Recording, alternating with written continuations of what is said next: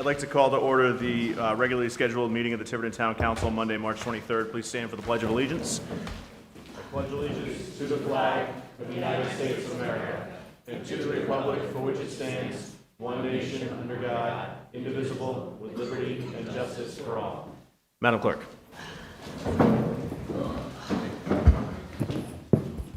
Councilor Comito? Present. Councilor Burke? Present. Councilor Janik? Present. Councilor DiMederos? Present. Councilor Edwards? Present. Councilor Paul? Present. Councilor Perry? Present. All present. All right, thank you. So first item on the agenda is our consent agenda. Any councilors like to remove any items from the consent agenda? All right, if not, I'd like to entertain a motion to approve the consent agenda. So moved. Motion been made and seconded. Any further discussion? Hearing none, all in favor? Okay, next item on the agenda is public comment. We have 3 people who have signed up. Ms. French, you are first on the list. Good call, sitting closest. And this is Jamie French, Craig Avenue. Yes, that would be correct. I wish to address the council tonight concerning the correspondence that was written by the North Tiverton Water District. It's number 13 in your literature. I'd like to state that there is no resolution 2 that exists in the bylaws of North Tiverton, and that I was disavowed by that. The water board said that a council member sent them a screenshot of a comment I made, but not the conversation, only the comment, and then alluded it to something that it was not meant to be alluded to. They also said that the council member said that if they did not act on this, that there would be repercussions to the water board. They stated that the whole town government they were told by this town council member that the whole town government was discussing this, and that because of this comment, the cooperation between the town and the water board had been basically broken, and that DPW and the water board was whatever relationship they had made was broken due to my comment. My comment was taken out of context, and I had told them that it wasn't alluding to what they said. So they said that they had to do this. Now, whether or not they had to do it, I don't know. Whether or not a council member forced them to do it or made them do it, I don't know. I do know that I was falsely and victimized, accused of something I didn't do. Thank you. Thank you. All right, next up, Mr. Moniz, representing the 250th Commission. Thank you, sir. Good evening. I'd like to remind the council and the citizens of Tiverton that the 250th Commission celebration event, Flying the Red, White, and Blue event, is in progress. The goal is to show the colors of our national flag throughout the town. One can fly our country's flag, hanging a red, white, and blue bunting, streamers, or even a pinwheel on our homes, in our yards, on public buildings, and private businesses. Excuse me. And also I'd like to mention that on April 10th, another event, the planting of the Liberty Tree, will take place at 10 a.m. at the Tiverton Middle School side yard. The public is welcome. Thank you, sir. Next up, we have Adrian Burke, related to the Cultural Survival Bazaar. Oh, works for me. All right. Thank you. Next item on the agenda is appointments and resignations. We have the Harbor Commission 9-member board, 2-year terms. There are 2 vacancies. We have 1 new applicant, Tyler Slade Duvall, requests appointment for term ending either 7/15/2025, which makes no sense because that's already passed, or 7/15/2027, which I believe would be the appointment we would be looking at. Is Mr. Duvall present? is possible he's at. All right. So I'm going to ask that we place this on the table and we'll revisit after the meeting because from what I understand, they're going to try and rush over here for another item. All right, next item on the agenda is Board of Licensing. Michael Roderick requesting special event permit for Courtney Roderick Run for recovery on July 26, 2026 from 8 a.m. to 11 p.m., subject to meeting all legal requirements. Is that accurate, PM?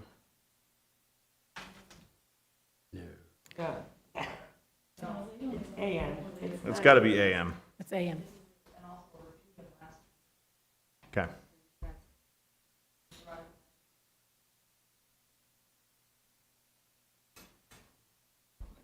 Honestly, I mean, if it's the same thing as last year, I have no problem if we take a vote now. Yeah, and there's been no problems with it last year. All right. I make a motion to give the special event permit for Courtney Roderick Run for recovery on July 26th from 8 a.m. to 11 a.m., subject to meeting all legal requirements. Second. Motion been made and seconded. Do we have any further discussion? Hearing none, all in favor? Okay. Next item on the agenda is the Tiverton Firefighters IAFF Local 1703 requesting special event permit for a 5K run event, Run Your Axe Off, on Saturday, May 30th, 2026, That from was 9 my a.m. favorite. to 11 a.m., subject to meeting all legal requirements. I believe you are here representing. Your choice, sir. Hi, good evening, everybody. Thank you for your time. My name is Bill Cornesia. For those of you that don't know me, I'm a member of the Tiverton Fire Department and the Local 1703. We're doing hopefully doing a fundraiser May 30th from 9 a.m. to 11 a.m. 5K run, which will be going from Grinnell's Beach down to Highland, up Highland, and then back down to Maine, where the old fire station used to be, and coming back down and ending at Grinnell's. So this is effectively the warm-up for the Courtney Roderick Run, because that's the same route. Correct. I've Okay. been in contact with Mr. Roderick. He's been very helpful. Wonderful. He's definitely a wealth of knowledge, because he's done it for so many years, Yeah, so. he's been a great help. All right, any questions from the council regarding this, or do we have a motion to approve the special event permit? Second. Motion been made and seconded. Any further discussion? Hearing none, all in favor? All right, congratulations. Thank you very much. Next item, Philomena Santos Higgins Cystic Fibrosis Foundation, Mass Rhode Island Chapter, Natick, Mass. Requests approval of a special event license for a Cycle for Life ride through Tiverton, Saturday, September 19th, 2026, from 7 a.m. to 3 p.m. September 20th is the rain date, subject to meeting all legal requirements. I believe this is the same thing that they've done year over year, so I don't believe they're here. Okay. I'm assuming, yeah. Do we have a motion on this event? So moved. All right, motion to approve, subject to meeting all legal requirements. Do I have a second? Second. Motion been made and seconded. Any further discussion? Hearing none, all in favor? Okay, next item is public hearings as advertised. Mattye Dewhirst and Tom Couture requesting approval of a sound variance for a wedding at 2649 Main Road on June 6, 2026, from 7:30 p.m. to 12 a.m. Is the applicant? Oh, come on up.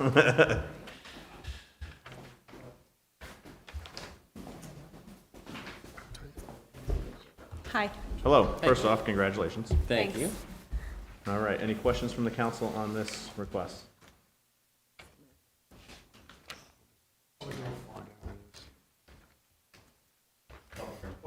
Oh, fair point. All right, so any member of the public, I'd like to open the public hearing. Any member of the public like to speak on this application? Any member of the public? Any member of the public? I'll now close the public hearing. Any questions from the council? Yeah, it's in our backyard. Good way to save some money.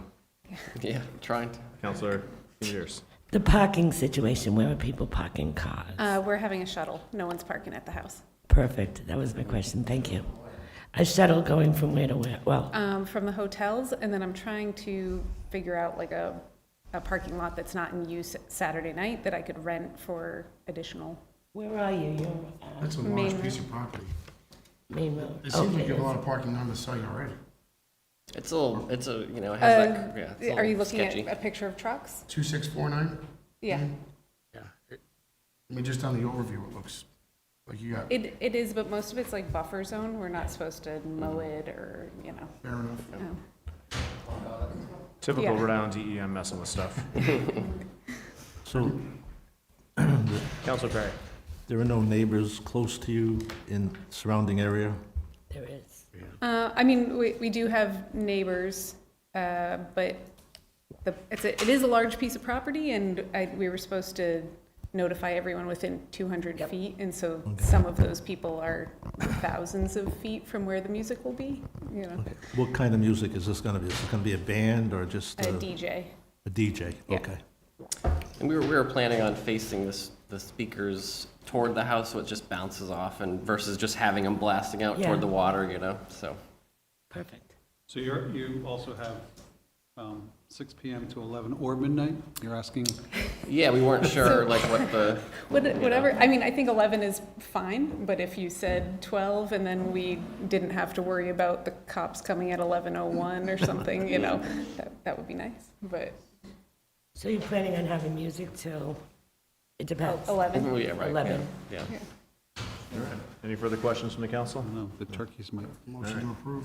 All right. motion So approved. you got to give a time, though. They're saying 6 to 11 or 6 to midnight. I haven't gone that far yet. Oh, sorry. I would want to split it and say 11:30? Just do it to midnight. Or to midnight? I don't Works see for a us. problem with I don't see that. 11 So I to would midnight. I don't, motion to approve the request with the variance till midnight, 7:30 to midnight. 6 to midnight. 6 to Oh, I'm midnight. looking at the agenda, yeah, it says 7:30. Oh, okay. The ceremony starts at 6, but the music wouldn't start Oh, all till right. 7:30. Well, it'd be before 7:30. I don't think you have an issue there anyways, so. Okay. Yeah. That's a long ceremony. And cocktail hour. cocktail hour. What did Councilor Perry used to say, subject to invitation from the council? All right, so we got a Oh, you know the motion. date. Motion to approve. Do I have a, from 7:30 to Second. midnight? We've seconded by Councilor DiMederos. Any further discussion? Hearing none, all in favor? All right, congratulations, guys. Congratulations. Have fun. Thank you. Okay, next item on the agenda is Kim and Justin Katz requesting approval of a sound variance for a wedding at 189 Cottrell Road on July 4th, 2026, from 3 p.m. to 9 p.m. This is not Kim and Justin. I was gonna say, it's a little different. I can't believe how old you've gotten. I know. I Me can't neither. believe it. It's crazy. I have It's responsibilities crazy. now. It's I'm making me like- feel old. All right, sorry.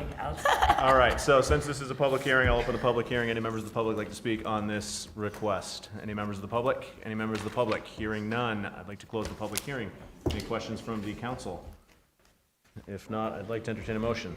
Same question, parking. Yes. So we have a good amount in our driveway. Our neighbors said that we can use their driveway and in front of their house. So that'll be, and in front of our house will be the only street parking. And then a lot of people are in family cars, and it's not big, 70 people, but we have like families of 6 coming in one car. So Yeah. And then some people are going to leave their cars at St. Christopher's Church, and then we're gonna drive some people up. Yeah. Perfect. Is this a DJ also? Yeah. Yes. All right. The only thing I'll do besides make a motion is agree with Councilor DiMederos. We spent, 5 minutes at the agenda meeting going, his kids are old enough to get married. I would make a motion to approve the sound variance. What? What? No, maybe just like the sparkler things. Yeah. Like, Oh my yeah, no. No, we looked I don't into it think- and then we saw the price and we were like, oh, maybe, maybe And we not. thought that's the last thing we want at a wedding is concerned about somebody with fireworks. So we were like, no, thank you. Second. Motion to approve the sound variance for the wedding at 189 Cottrell, July 4th, 2026, 3 to 9 p.m. Second. Motion been made, seconded by several. Any further discussion? Hearing none, all in favor? All right, congratulations. Thank you. Appreciate it.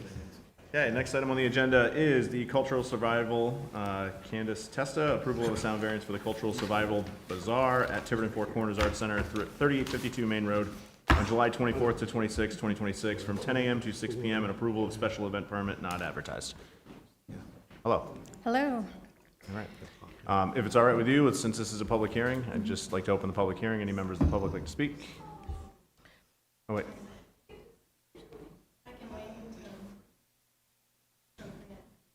Why don't we just, yes, yeah, this is the public hearing, so if you want to speak, now would be the perfect time. Do you want to speak? Oh. And just name and address for the record, please. Name is Adrian. My name is Adrian Burke. I'm the new owner of 3848 Main Road, Tiverton, otherwise known as the Gallery Building. It's currently named, the new name is Four Corners Center for Art and Design. It's the adjacent property to the property hosting the Cultural Survival event.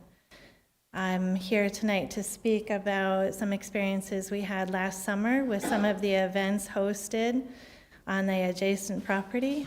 That would be including events at the Meeting House, the 4th of July event for the vendors selling different antiques, I guess you call it the antiques event, and then also the cultural survival event. And if it's okay for me to speak at this moment Yes. about the concerns, I don't necessarily have a concern for the noise ordinance. I don't have a position on that right now. My concern is mainly that if the noise ordinance is approved, this would also approve the ability for hosting a large public gathering. And what is the concern at the moment is that it's the adjacent properties that are immediately feeling the greatest impact for these events.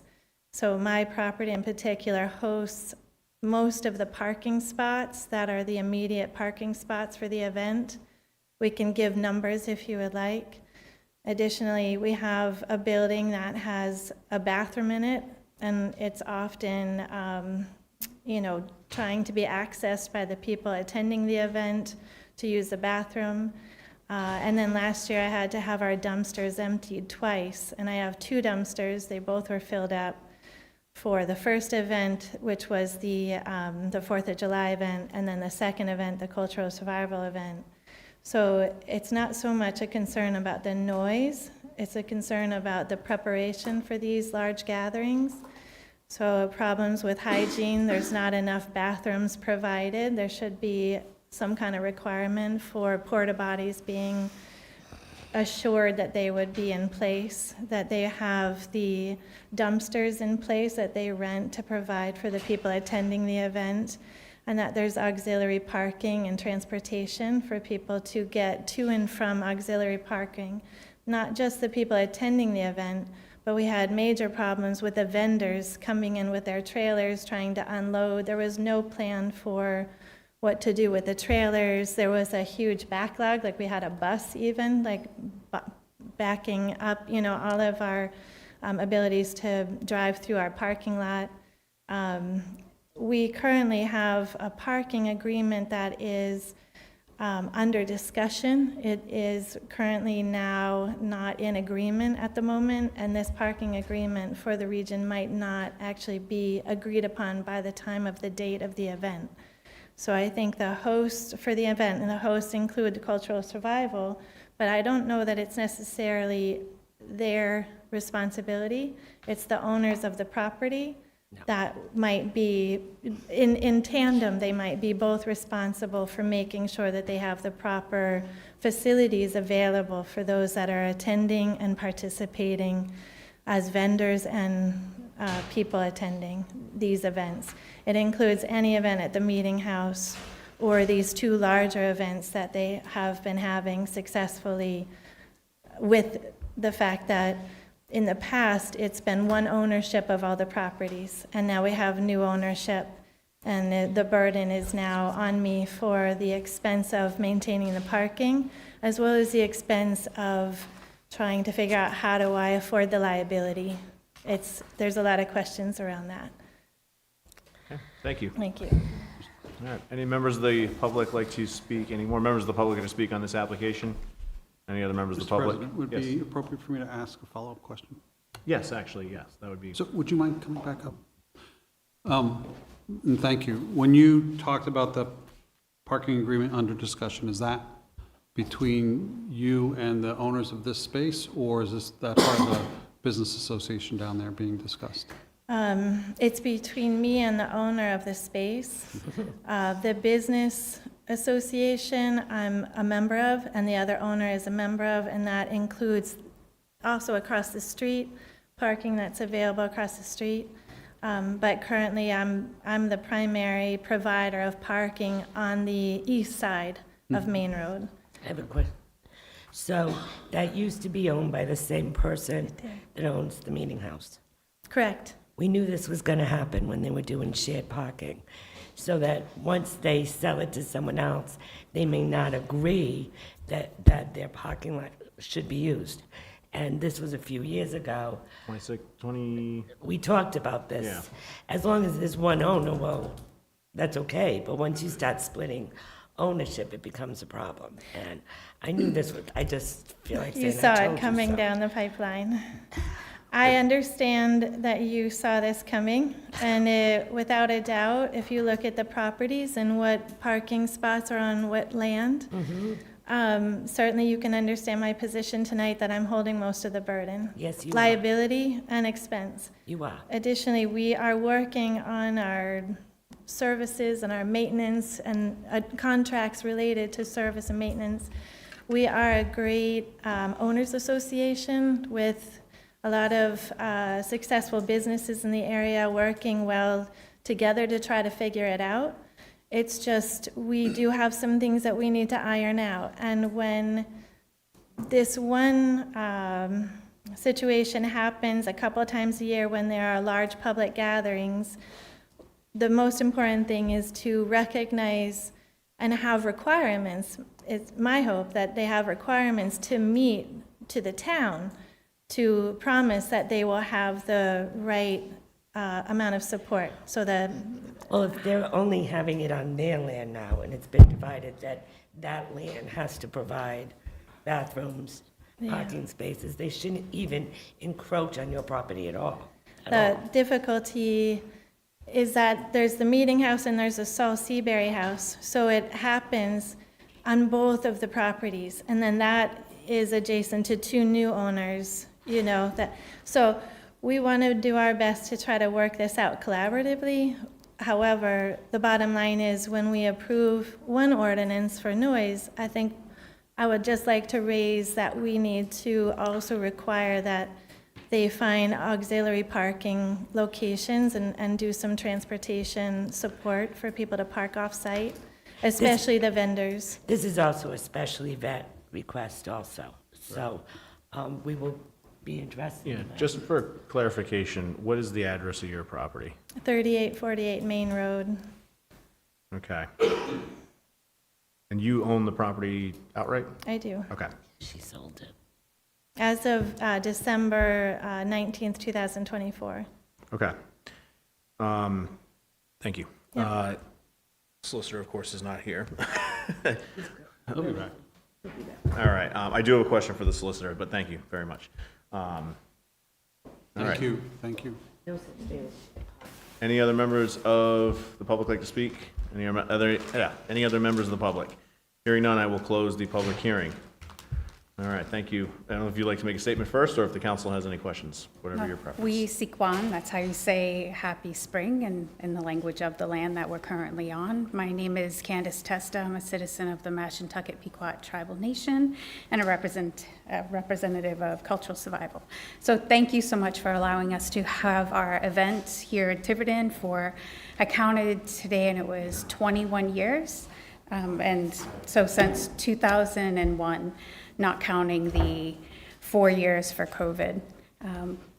When I am planning this event, we have porta-johns, we have hand washing stations. We work with Holland to use his field for parking, for additional parking. We did tell people not to use the dumpsters if there were any incurred expenses. I would expect you to contact us to remedy that.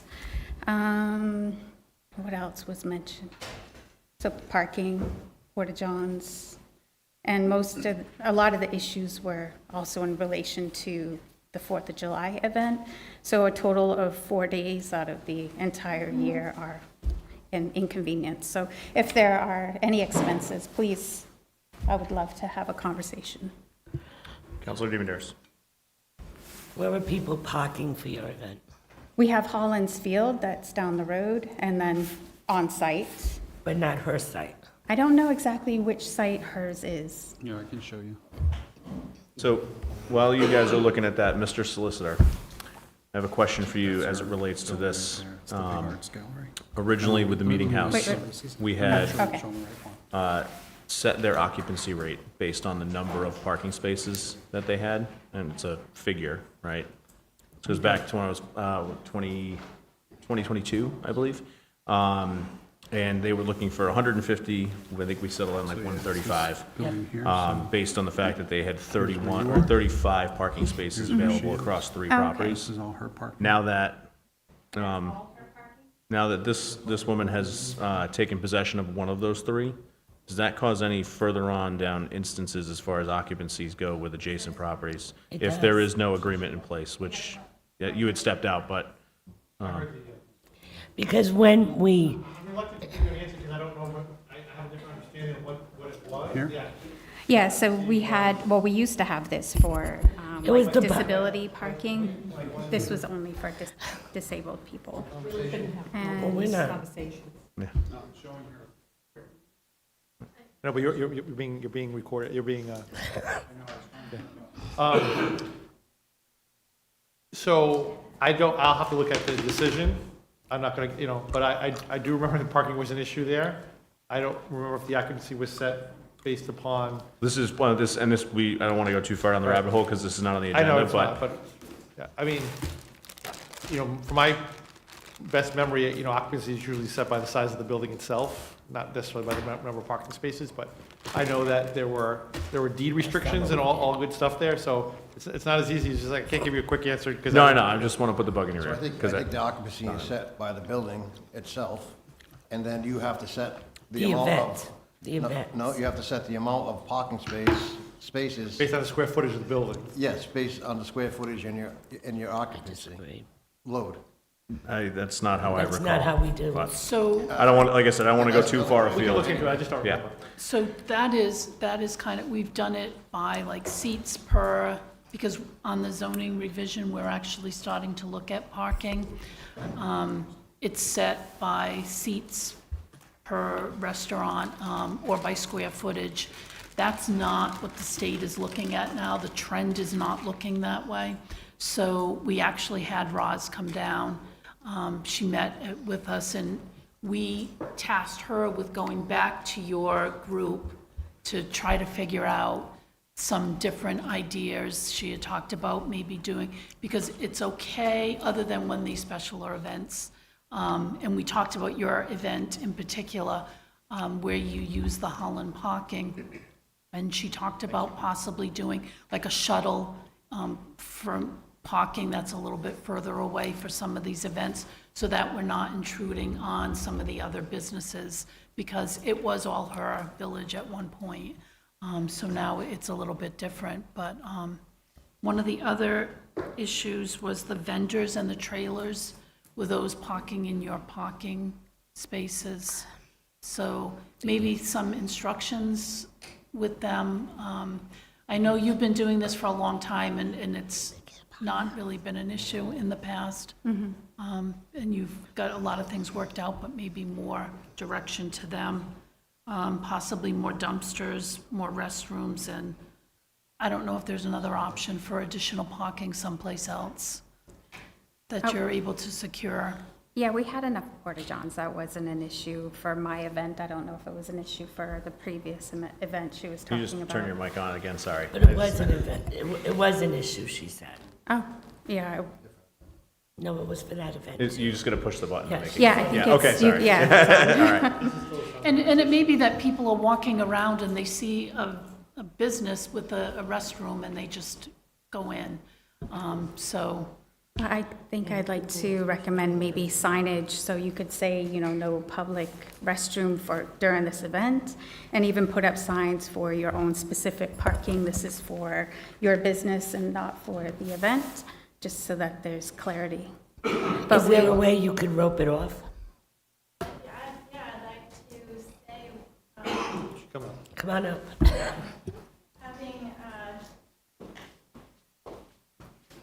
having been the new owner since December of 2024, and seeing these different events happen, there was no signage as far as any off-site parking. There were no shuttles that were obviously marked as shuttles for parking back and forth. If there was the use of the Holland lot that wasn't known by people that were attending or vendors that were showing to drop off, I was helpful there because I happened to be outside.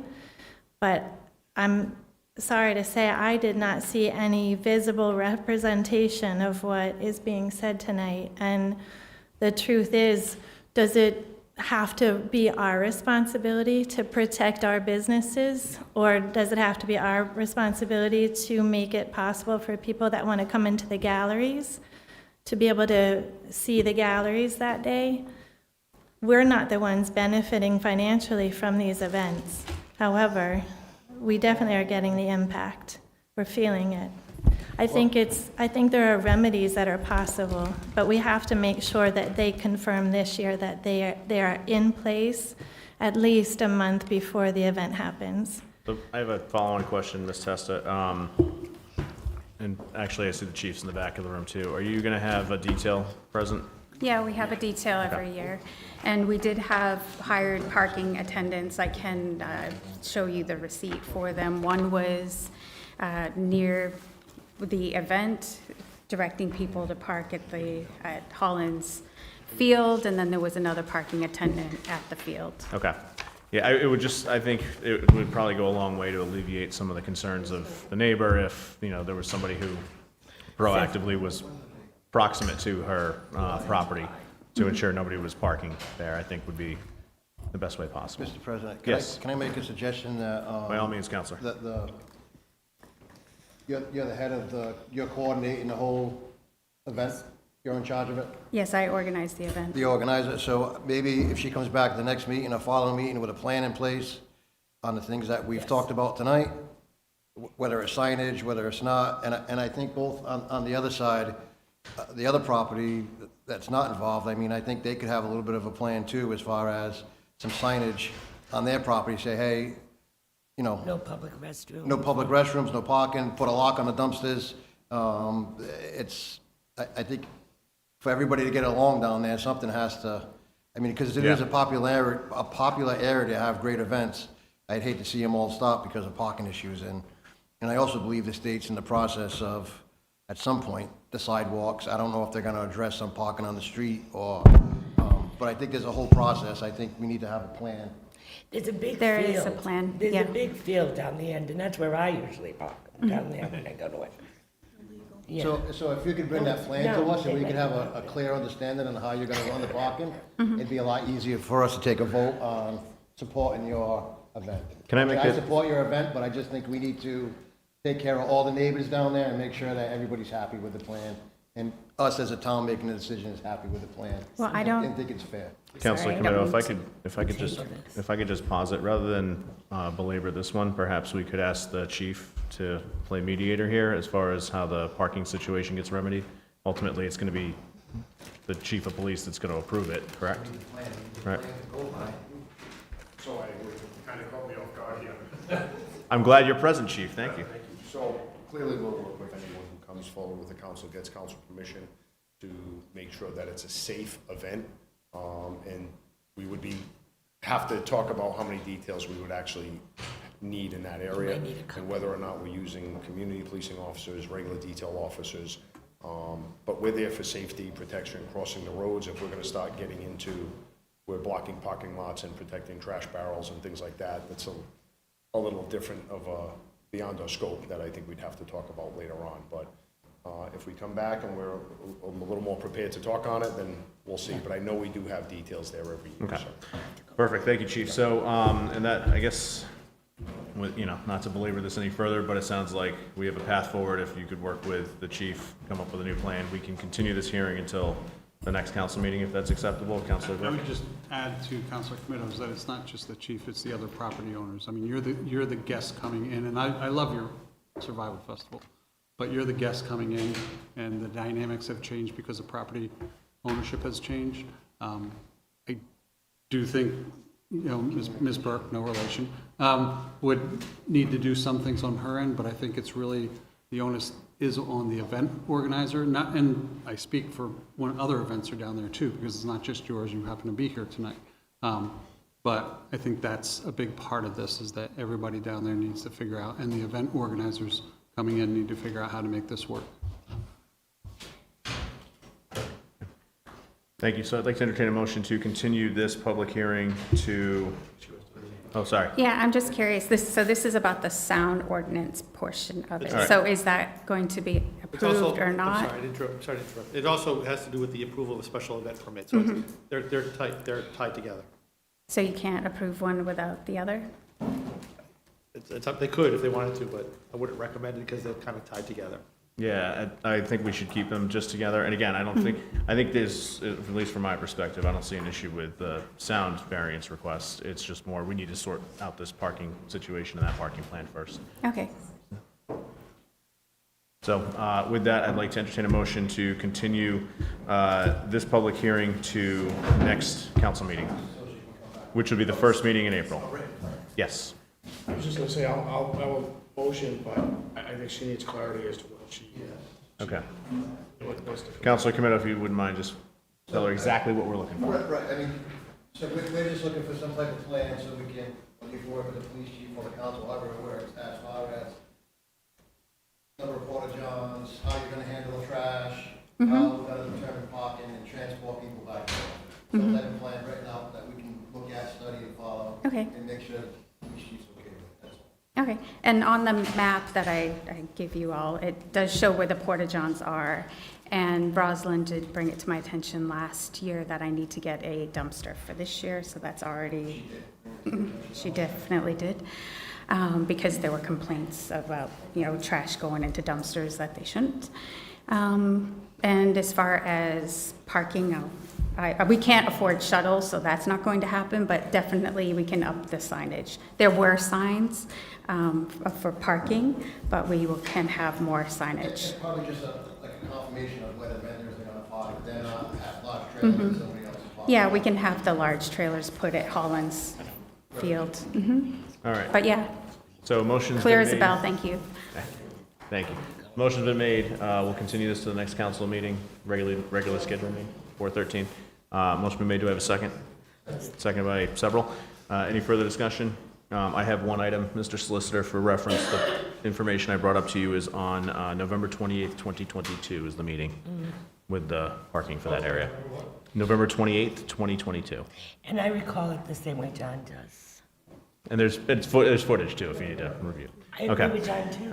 Look at that. All right. Hearing no further discussion, all those in favor? Rosemary, do you have a question? Yes, the public hearing.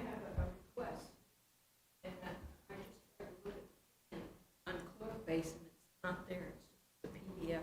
For transparency's sake, could you please incorporate it at the next meeting? Absolutely. Thank you. Thank you very much. All right, next item on the agenda, this is continued again from 3/9. We are holding a workshop. I'm sorry? Yeah, we voted. All in favor? All right, so the zoning amendments, this is going to be continued again. We have a workshop scheduled for 3:30 with the planning board. And so this will be on the 4/13 meeting, correct? Yeah. Depending on what happens on 3, should we motion to continue it to 4/13? Yes. Just, We're advertising at 4:30, correct? The workshop is at 3:30, correct? We need to advertise it 3 weeks for approval on 4:13. Since we have that date, we know we continue that date. Well, this is continued, so you don't No, but really. we didn't continue to advertise the date, that was the problem, correct? We had a discussion. I thought we checked that, and it was continued Yeah, I think it was. this meeting. Yeah. yeah. We always continue it to a date. I thought we did too, but we had a discussion when we had the agenda, if you recall. It proved that you were right, you did continue it to this meeting. Wow, you're right now. It's, Mr. Solicitor, it's because you were right that no one informed you you were correct. I'm sorry, I just want to get, because this is important, because these are zoning amendments. Yeah. At the last council meeting, we continued the public hearing that was on the agenda to this date, today's date. Yeah, we always do.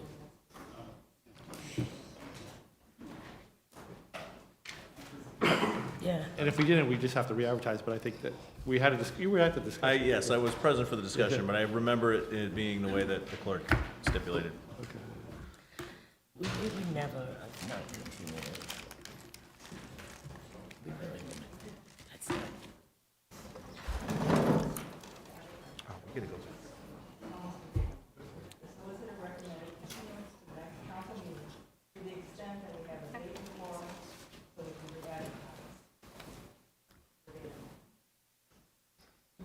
Mr. Solicitor, what's your recommendation? Should have the public hearing on the 3:30, the workshop on 3:30, because that's what it is. And I think we should re-advertise these for 4:13. And if we don't have enough time for 4:13, then it gets punted to the second meeting in April. Yeah, but I just want to say that the meeting on Monday is at the senior center, because I tend to go opposite where it really is, so I just wanted everyone to know. I was here on Saturday and was over there. Okay, wonderful. So, Tyler Duvall, are you here? No, but, Nope, okay. no, but they, Yes, they did, and we're not even there yet. I think, Which item is that, sir? Yeah, what's the number? All right, without objection, I would like to take out of order 9S. All right, so we are now on discussion and possible vote to approve $5,000 for dinghy dock improvements with funding from Municipal Capital 640. Gentlemen, thank you. This is under the administrator. is there anything? Mr. Administrator, if you would take us away, sir. Yes, sir. Mr. President, members of the council, I'll defer to the Harbor Commission and our Harbor Master to make the presentation. How's it going? So I emailed over the plans for the town dock to relocate 3 pylons. 3 pylons, so we can push them inside the dock and have a tie-up spot on the east side of the dock. Right now, there is 3 pylons there. From us tying up the patrol boat or the fireboat. Patrol boat or the fireboat tying up there. By moving these pylons, we have an open side. We don't have to add any docks or any serious modifications to allow this. Once this is done, we'll be able to put the patrol boat and the fireboat over there, full-time, giving us access. Okay. That sounds like we've got some Oh, yeah, we do have some. photo documentation here. I just want to bring up that you're requesting it from capital, the capital reserve. Well, if you look at the current budget, there's 0 in there. You're looking at 640. I'm looking at capital reserve restricted. It's on page 1 of expense. Is that the right one? Or is there another one? Sometimes I have a hard time trying to find it. Denise. Capital reserve restricted, 9999. Is that our restricted account?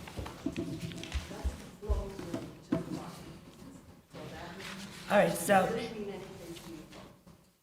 right, so what's in there? Well, it doesn't show what page would it show? So it's not going to show on this report that she produces. It does show up on the one from the prior meeting. So actually, bear with me. I can get that item for you. Does it ever show up? It's on... Oh, wait a minute, look. And while you're looking for money, it's actually 10,000. Yeah. Hey now. So We have 0 right now, look for a little more. And it's also I covered by can't already remote in committed right now, funds. but, How much is in there? oh, John, do you remember when I told you, I sent you an email with what was available for the fund? Your latest one was the 3-9 meeting, the backup. No, not that. Wait a minute. Do you want me to get it and you? I believe it was in the area of $400,000. All right, Yes, it's just that I'm but you've looking spent at- a little since. Yeah, well, Right. I'm looking at this. But there's and enough for this. Right. If you're calling it a flow-through, it's at 417. That's what flowed through to the fund. So that's what's in there then? Well, yeah, but you've spent some money, and All you've right, allocated all right, money. perfect. And we were also waiting to finalize the audit as well. Right, So because there when was, you look, it's percent expended, it says 100%. 100%, because it just flows Because through it to the does- fund, all and then we manage it through the fund. All right, that Because it makes goes me- from the general fund to the All right. And You see why I'm asking, though, Oh, because it didn't absolutely. make any sense. Okay. And for what it's worth, just looking at this, and we had talked about looking at unexpended data or unexpended dollars. As of the last report, it was $54,105 that has been allocated but not spent out of that 640 account as well. Okay. Thank you, So, Denise. Counselor. Tyler, can you just explain a little bit about the advantages to this for us? Yes, so we'll get rid of the slip fees altogether, and we'll be able to put the boats in and out at whenever times we would like. We will have them at a town dock, not a private marina anymore. Yeah. And it gives us, This would be for the town boats, and then the fire department's also looking at possibly a bigger boat. Yep. This will accommodate their boat also. I was just gonna ask that, because I know they're. And then it'll give them parking on the road there and better access for emergencies. Okay. Exactly like the harbor master said. So as you know, we're currently at Standish with the town patrol boat and the fire boat. And I'm sure people know we always know when the fire department's on the boat, you can see the engine and the rescue and all of the fire apparatus parked on Main Road. From just a simple access point and a security point, it's just gonna be more advantageous to do it from the Grinnell's Beach dock. I will also say, I know the harbor master has spoken with the fire chief. The fire chief has volunteered some of his firefighters to do some of the labor to work with the harbor master so we can get this done. We've already, and the harbor master will correct me, I believe we've already paid the fees for this year. Correct, so we'll pay the fees for this year, and then we'll trial this, and then if this all goes well next year, it'll be full, both boats over there. The fire department did offer services, but with the quotes I got, this would be taken care of completely with that 10,000. Normally, we pay $1,500 to have the docks put in, removed every year. That will be taken, we won't have to pay that this year, because the job being done will include the docks being put in, modified, and then the pylons being relocated. I have one question for the administrator. Obviously, the fireboat and the town patrol boat, not inexpensive. Are we satisfied with security at the dock? So we do have a camera there that's monitored by the police department, but that's something that I can speak with the chief. And if we need to add any type of lighting or security, we can make sure that happens. I think you will, because it's very dark over there. We can take a look at it. I know there's a gate over there as well. Which is never locked. And again, like the harbor master said, this was something that's been talked about for a while. I think it's smart that we try it, knowing that we still have the backup of going back to Standish if possible. But I think for this season, having the access to the both patrol boats, both fire and the harbor patrol, I think would be advantageous to the town. So, Mr. President? Yes, May I? Councilor Camino. So, just before I left the fire department, we were in the process of trying to do this. We got pushback from, it doesn't matter who we got pushback from, but we got pushback from other administrations. I think the harbor patrol was on, the fire department. There's a lot of advantages to this. Security was an issue on the pushback, but we do have cameras down there that actually can zoom right into the dock. There's minor work that needs to be done as far as lighting, some locks. I think the highway department has already fixed the water issue, so there's running water there. There's a little bit of electrical work to get done to light up the area. To me, the biggest thing is the amount of time it takes the firefighters to access the boat that's gonna be down there to get them out on the water. Over at Standish, the parking was just, for us to park up on the street, we were parking on the hill, the trucks were in the middle of the road for hours. It was just very dangerous all around. And to get our equipment from the top of Main Road all the way down, and our slip, we were grateful for what Standish did for us, but our slip was in a very terrible spot. This is much open, it's a lot easier. It's definitely a win-win for everybody. Strong advocate for this. But it's 10,000 now. Correct, yeah, the quote was for a little, right around 93. Tyler, what does it cost annually for the police boat? 155 a foot, it was right around 41, 42 this year. So plus the fire boat's probably, we're close to 10 grand there. Yeah, So after a year, this is a wash. correct. Okay. So I would make a motion, or recommend to the council to make a The eighth motion. counselor, ladies and gentlemen. I recommend to the council to make a motion to approve the request by the harbor master not to exceed $10,000. So moved. To be taken out of capital 640. Thank you. All right. Up from 5 to 10? Yes, That was sir. my mistake. Motion's been made and seconded. Councilor I'll Perry second has it for discussion. discussion. Just, I have that number for the capital reserve is 417,637. Yeah, that's where you found it from here. Okay. But I didn't understand why it says 0% left. Okay. All right, wonderful. So, motion's been made and seconded. Any further discussion? Hearing none. All those in favor? All right. Thank you. All right. Now, since Director Gilfillan, or Director, Chair, it's because you sent me that email, Director. Chair Gilfillan is present. Without objection, I'd like to take items D, E, F, G, H, I, J, and O and P, K sir. out of order. And O and P. And O and P Thank you. out of order. All right, Mr. Gilfillan. I was going to suggest Damaris comes up because some of the councilors don't know her. This is our event coordinator, for those of you who don't know. All right, Damaris. so first item we have, and why don't we do this, we'll walk through, we can talk through everything you have on the agenda. Can we swing at it with one vote, Mr. Administrator? Well, except for Unless- the 60,000. Or Mr. Solicitor? Okay, Maybe not E though, because we have to figure out where we're going to get that. I'm sorry? Okay.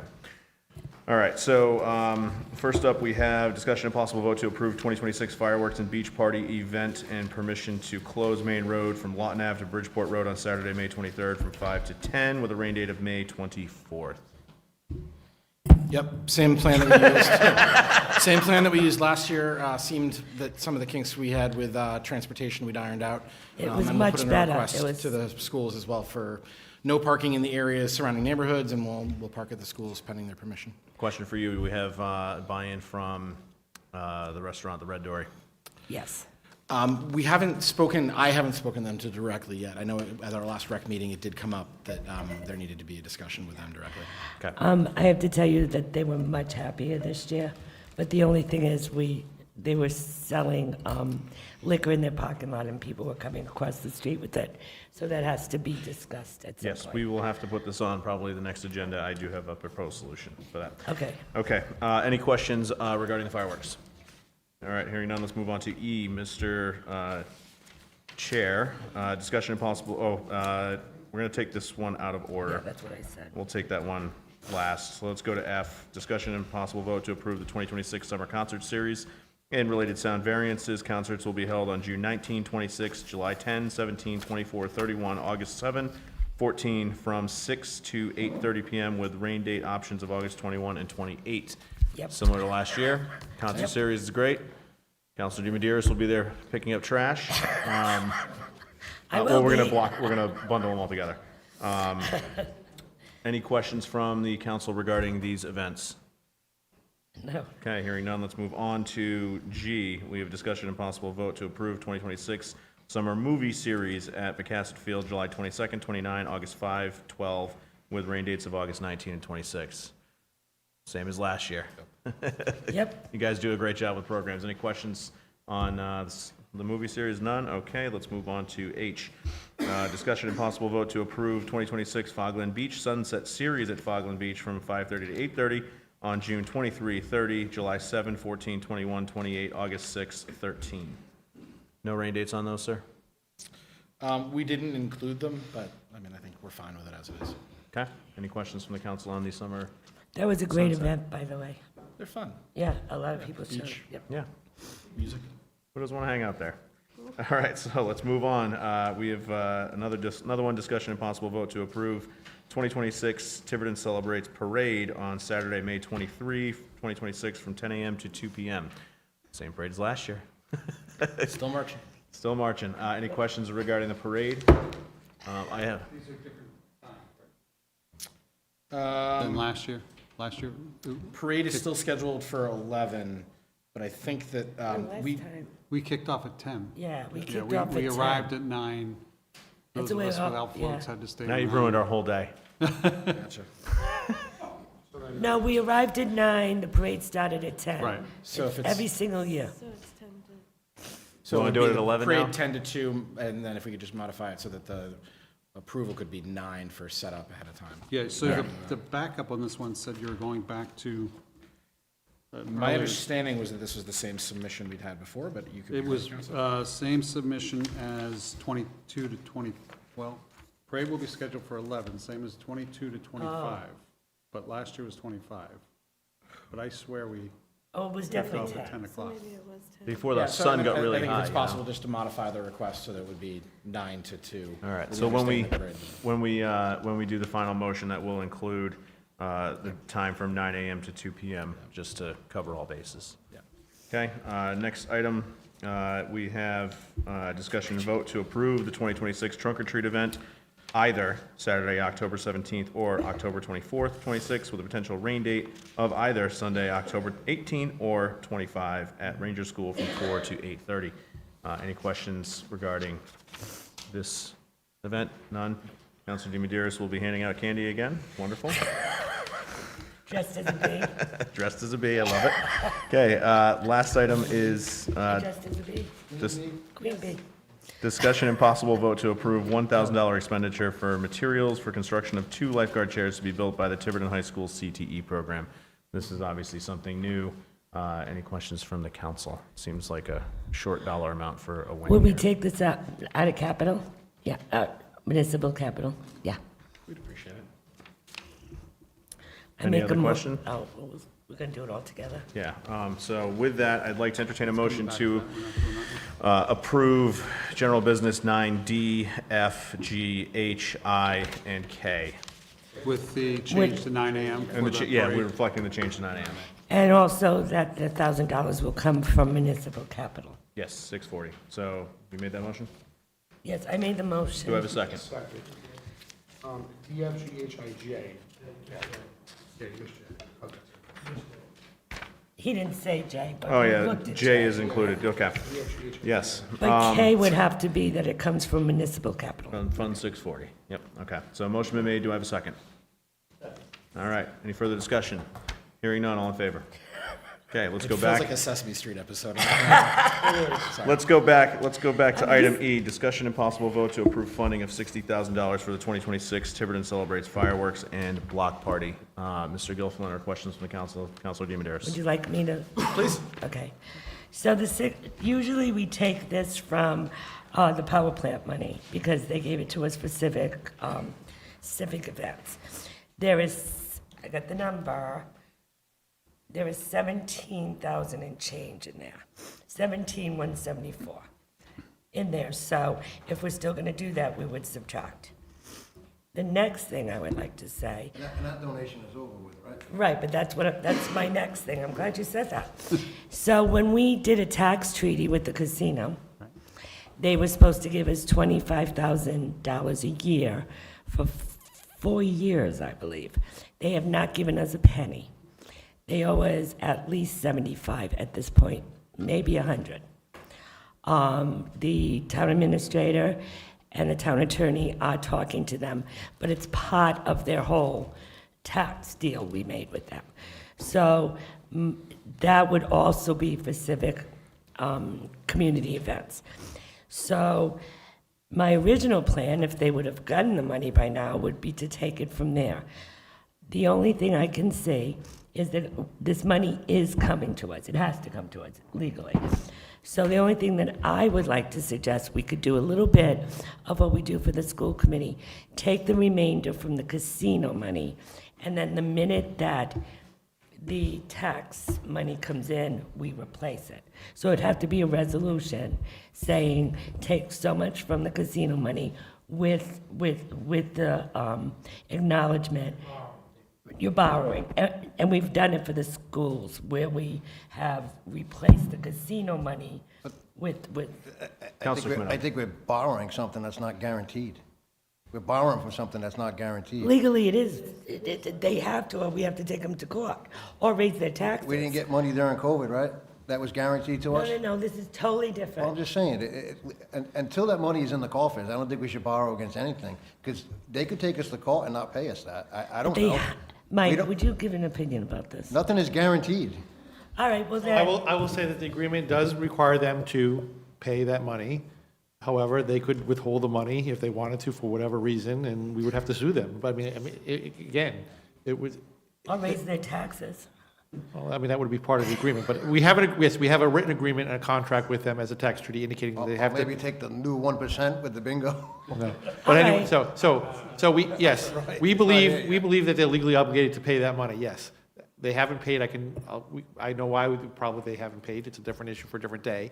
But however, yes, we could ask for the money. If they don't give it to us, our only recourse is to sue them to get the money, and that could take some time, I agree with you. All right, so can we say that we'll pay,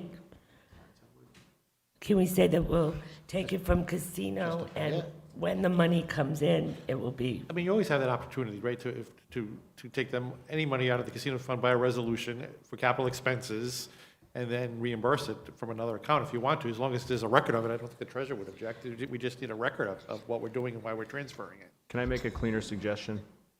can I just say one more thing? Yes, and then Councilor you can Dewhirst. talk forever. Won't be forever, I promise you. I think the fireworks is a very important event. I think Yeah, that without a doubt. it brings the community together. For months afterwards, people are stopping me, thanking us for doing this, telling me what a great job Recreation did. This is an event like the concerts bring people together, and it's really brought a lot of community spirit and people helping us do things. So I think we have to try to figure out a way to continue this event. I have suggested to the Recreation Committee that once this year's over, maybe run some kind of fundraiser for it, a couple of fundraisers for it, and try to see if we can make up at least some. I also said at the concerts, put a pail out for the fireworks, and see if people want to contribute for all of our events. But I think this year we do it this way, and then I have volunteered to work with the Recreation Committee and help them run some fundraisers. So my suggestion, rather than go through the ordinance or the resolution piece with the casino dollars, is if we have a good feeling that we're gonna get this money back from the tax treaty, why wouldn't we just pull it from council contingency at this point? The 42,826. No, we can't, there's no money in there. Contractual, that's gone. Is it? Yeah. Pay raises, right? How about if we take it from capital, because we don't need any resolution for that, and then just replace it? And the agenda says, and the motion is to replace it when that money comes in. Why don't we do it this way instead? Why don't we just approve, and we're gonna blow through the 17,174. When do you have to pay this bill, sir? Well, we would have to sign the agreement with the company that does the fireworks is the issue, which means we would be contractually obligated to their full amount. Okay, but when do we cut the check? The deadline. I think there's two different, it's a two-part payment, so one is due usually within a couple of weeks of cutting the check, of the event, signing the contract, and the other one, I believe, I think it's post. Yeah.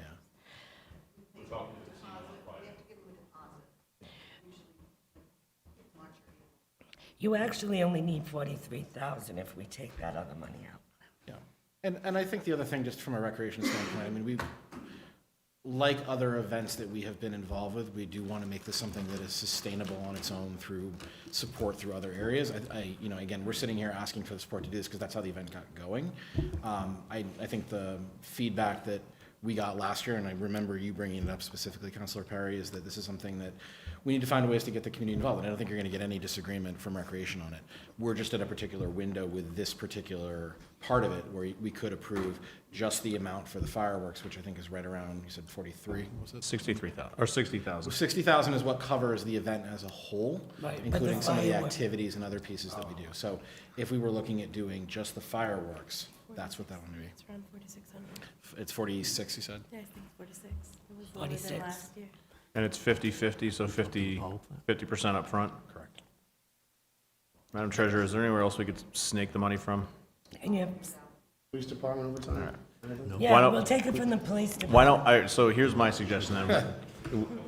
Sorry, Chief. We approve it, and we'll let the administrator work with the treasurer to figure out where the dollars should come from. If we have to come back in the form of a resolution from the casino funds, and I think that gets a little dicey because that is explicitly for capital expenditures.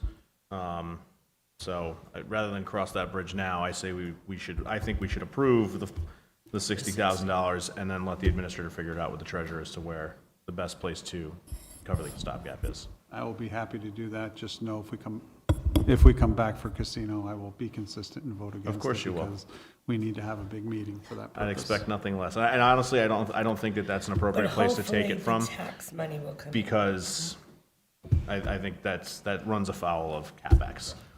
So. Hopefully we'll get the money. All right, so if everybody's in agreement with that plan, I'd like to entertain a motion to approve funding of $60,000 for the 2026 Tiverton Celebrates Fireworks and Block Party, and direct the administrator to work with the treasurer to figure out where the balance of $42,826 is going to come from. So moved. All right, any further discussion? Hearing none, all in favor? Thank you. Okay. Thank you, director. Do we still want to do O and P? Do those- Yeah, we have to do more. Are you, you're discussing with O&P, sir? Yes. Okay. In that case, without objection, I'd like to take item O and P out of order. Administrator Jones, discussion and possible vote to award contract for upgrades to Bulgarmarsh Softball Field Lights. Mr. Administrator. Thank you, Mr. President, members of the council. As part of your backup, this was part of an RFP based on the prior gaming meeting that took place in 2025. We went out to bid for the lighting at Bulgarmarsh Park. As you can see, there were 2 bids. My recommendation to you would be EW Energy Solutions for the, I believe it's 42,000 change, which falls within the appropriation of $55,000 that was authorized by the council. All right, any questions from the council? Yes. Councilor Dewhirst. Does this include this has nothing to do with the fencing, right, Stu? No. This is just the light? It's a separate project. Okay, all right. Okay, any further questions? If not, I'd like to entertain a motion to... I move approval of the administrator's recommendation. All right, do I have a motion been made and seconded? Any further discussion? Hearing none, all those in favor? Councilor Comito, in favor? Are you in favor, Councilor Comito?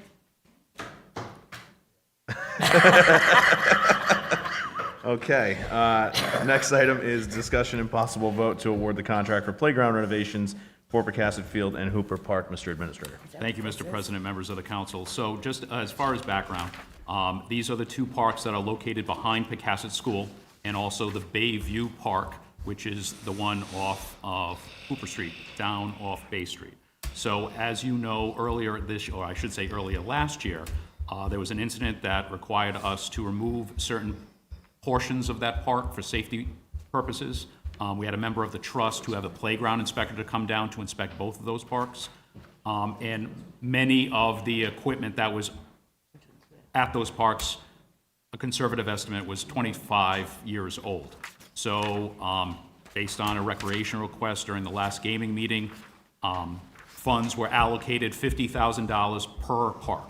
$50,000 for Pocasset, $50,000 for Bayview.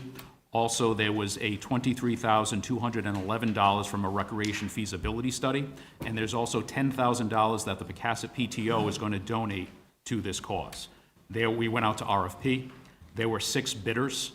As part of the bid process, we put together a panel to include the recreation chair, the recreation vice chair, myself, the planner, the DPW director, the PTO president, and also the principal of Pocasset School, and also the CFO, Mr. Andre, as well. We vetted every applicant. We had a Zoom meeting, and we came to a consensus to go with, and for a couple issues, the preparation of the park from a liability standpoint, and also the engineered wood fiber that needs to go down. So we narrowed it down to Pro-Built Designs and Compan. And by a consensus of the committee, we went with Compan, because Compan was the vendor that was responsible for the Town Farm. Town Farm, thank you. That's why you're here. Yeah, exactly. I need the backup tonight. So with all in, I know the allocations with that, we are still short money. So what I'd be asking for, to kind of walk you through this again, is the $50,000 for each park, which is $100,000. The $23,211, that is the recreation feasibility study, to reallocate that money to this project, to accept the $10,000 from Pocasset PTO, and also add approximately $40,000 from gaming. So a total not to exceed number of $175,000. The final bid price from Compan, all in to include everything, was $169,000. I'm asking for the little bit of overage is because I spoke with Mr. Andre today, and those of you who are familiar with the fencing issue up on Pocasset, the fence needs to be replaced. So as part of a total project cost, to replace the fence is an additional $5,000. I have a question on this. So you're looking at 175. I'm sorry? Yeah, the math doesn't math.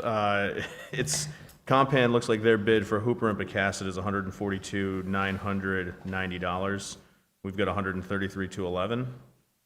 So, but we're adding scope to do the fencing. Site work and the engineered wood fiber.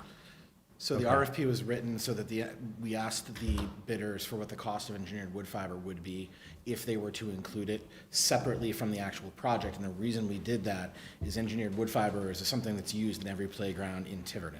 So when we came back and looked at it between the two final bidders, it was one of the things we said, okay, well, how would the engineered wood fiber fit into it? And that's where you get to the higher number with it. How much was the wood fiber by itself? Do we know? I have to take a look at it. It was whatever the distinction is between the two, I think, in there. The administrator's pulling it up. And then the By the fencing. images you have in front of you, and I would have printed more, but I ran Which out one of is ink. this? This Bay Street? The Bay Street is the bottom one, the one in blue. This one? Correct. And the top one is Pocasset. The layout is probably actually reversed, would be my guess, because they do these virtual renderings without paying really attention to what's in the I like the background. Bay Street one. Correct. Yep. I really like that one. So discussions about a basketball court? Half court? There is the funding as far as it went for this project when we went to this point. We'll say it is something that is very much on the radar to redo the basketball court down there. On Bayview, yeah. Yeah, no, we withdrew the recommendation from Pocasset next to where the playground was and shifted probably, I think, the focus more down that direction as a next project. So would the pro-built bid be higher too? Yes. For the same reason? Yes. Correct. I like the child in the wheelchair over here. So just as, for detail as well, we took a rubric that we had used during the town farm review and actually expanded it. And the elements in there were everything from warranty, price, accessibility elements. Just as a comparable, the cost for these playgrounds was significantly less than town farm. So the scope of what we were looking at was a little different, but we wanted to make sure that we were adhering to a design that would work. And I think one of the things from a recommendation standpoint, our experience with Compan at Town Farm was outstanding. They were excellent, both from a design standpoint and a warranty standpoint. So I know that was something that came up with other members of the review committee as well. Councilor Comito. So are we sure that we own the fence at Pocasset School? Or does the school own the fence? So we own the playground, but it is utilized by the school. Right, but the extra cost for the fence, who owns the fence? Is that, like, Well, if we install it, we're going to own it. well, I understand that, but it's another capital thing for the school, I mean. It is. So. Well, I look at it, Are we sir. paying for their fence, or are they gonna buy their own fence? We're Point blank. paying for a town fence that's going to service our playground. Which is going to, So my question there would be, which fence are we talking about? The one that's between the apartments and the playgrounds, Stand by. or the one that the plows recently took down? The ones that the plows took down. So from what I understand, And there's my point. there's a potential for reimbursement there. Yes, there is. Okay. My question on the one, the reason I ask is because, yes, whoever took the fence out, the plowing lessons, Well, but the my other question is, the storm took it. other fence is likely owned by the property next door. Yes. Now, did they fix that fence? I understand that there was a chat and the guy agreed to fix it. From the last that I know, sir, there was a chat. The gentleman who owns that property, who owns that fence, has not agreed to fix Has it. not fixed it? Okay. Correct. Because that's kind of a dangerous fence. Well, and that's why we were looking at building a fence outside of his fence. So, dual fences. Oh, that would include this here? yes, sir. Okay, all right. That was my concern, because rather than hamper him with it, because he's not gonna do it, we gotta protect the kids one way somehow, so. all right, so what do we need? That 5,000 doesn't include both those fences, is that what you just said? No. There's no way. It's a replacement for, The one in The the one the parking plow lot. took hold on, out. that the storm took out. Is 20,000 for wood fiber sound? So I can, hold on, sir, I can give you the breakdown, I just had it in front of me, but I, Previous expenses from town fund. Yeah, that's what I Yeah, figured. I believe he's got the actual numbers. I like it. so for Pocasset, to include excavation, the equipment, to install the equipment, the freight, the engineer wood fiber surfacing, and to install the wood fiber on Pocasset alone is $87,410. For Hooper Street, excavation, equipment, to install the equipment, the freight, the surfacing, and and the purchase of the wood fiber is $82,235, for a final number of $169,645, not to include the fence. So what do they need from So I'm us? requesting a number of not to exceed $175,000, to include the already allocated funds and the the $50,000 for each park, to just kind of go over this, the already authorized $50,000 per park, to reallocate the $23,211,000 from the recreation feasibility study, to accept the donation from Pocasset PTO, and then the difference. So we're looking at 41,789 we get a pull from somewhere. Why don't we take from Gaming. municipal capital? Well, I would want to keep the project because you've already taken 2/3 of this project from gaming. I have a question for the solicitor, technically wise here, because we're repurposing already allocated dollars, so we're gonna have to redo the resolution anyways. Yeah. So if we get to redo the resolution to reallocate those dollars, we're talking about another 41,000. I just feel like we're taking a lot of money from gaming before we I even know. have the gaming meeting, right? So. I agree with you. Right, I am 100% for these projects, right? But, and I know if we delay them too long, cost goes up, right? I get that, but we just keep chipping away, and we just keep changing the rules as we go. I don't know how we overcome that. So my plan going forward, and again, this doesn't answer, it's not a solution to this problem. You're right. Right. You're right. We are going through the budget as we speak. Department heads will be asked by me to submit their gaming requests over the summertime, once we settle on the budget. We can go out to RFP during the summertime. So when we have the meeting, you're going to see, and I know it came up during the last gaming meeting about having 3 quotes. You're going to have RFPs, because now we'll be able to put the request with the RFP to have a baseline for what that request is, essentially backup. So this way, once we have the meeting, and if the council authorizes that expenditure to whatever department, we can go immediately out and award that bid. So we're not waiting 6 months like we did with this one, moving forward. That is my plan for the Councilor next Demidaris game. and Councilor Burke. I do have a suggestion, which I'm going to bring up at some point. I think we should have quarterly casino meetings, because things are coming up, and we're like, no, you have to wait 6 months or whatever. So if we have quarterly ones, and everyone knows that it's quarterly, then at least at that point, because all this stuff comes up, and we make them wait forever to get the money, if we're going to go by the old rules. So if we have quarterly, it would work out so much better, in my opinion. And that's a policy decision by the council, and I was just talking to the solicitor. We'd have to check that ordinance, because I believe the ordinance is specific Right. to have the casino gaming revenue meeting in October. Yeah, so we can just change the ordinance. That is- And I that's- was thinking of putting a proposal in April for that, because I That's a think, decision by the I council. feel really bad, because some of these projects are delayed because they want gaming money, and we only do it once a year. At the time, we didn't know how it was gonna work out. I don't disagree. But now I think it should be quarterly. Councilor Burke. So, Mike, are you suggesting because the way that's written, we can't add a gaming meeting in between? No, we can do an order. Okay, so I guess, I don't think we need to wait 6 months. And similar to what you're saying, but I don't see why we can't put a gaming meeting together in the next month. Because we have proposals, we know we're gonna have something from the schools, we have the DPW proposals, we have these proposals. I'm not averse to using gaming money for many of these things. I'm certainly not averse to the events. I think they're great events. It's the process. We're nickel and diming ourselves, as you So, said. Councilor Burke, if it's, would it be, So would start it it be, at would you be amenable to, we do, I mean, because if we agree that this is the direction we're gonna go, it's gonna have to be a resolution. We have to do a resolution anyways to reallocate the dollars. So if we make the next gaming meeting for the next meeting, and then there it is, that's. Everybody knows that's a gaming meeting. Yeah, and then How much money we have available right now. if we're setting the precedent then for, if the objective is to revisit the ordinance and stipulate that it's quarterly, there it is, the first meeting in April is the first meeting in the second quarter, and then we And can then do the in first July. meeting. And then do July. Yeah. Right, and then do October. Yep, And then January. So January, April, July, and October. I think It's that's, perfect because it's right before the spring, Mhm. and it's right when the winter comes if they need any extra equipment. yep.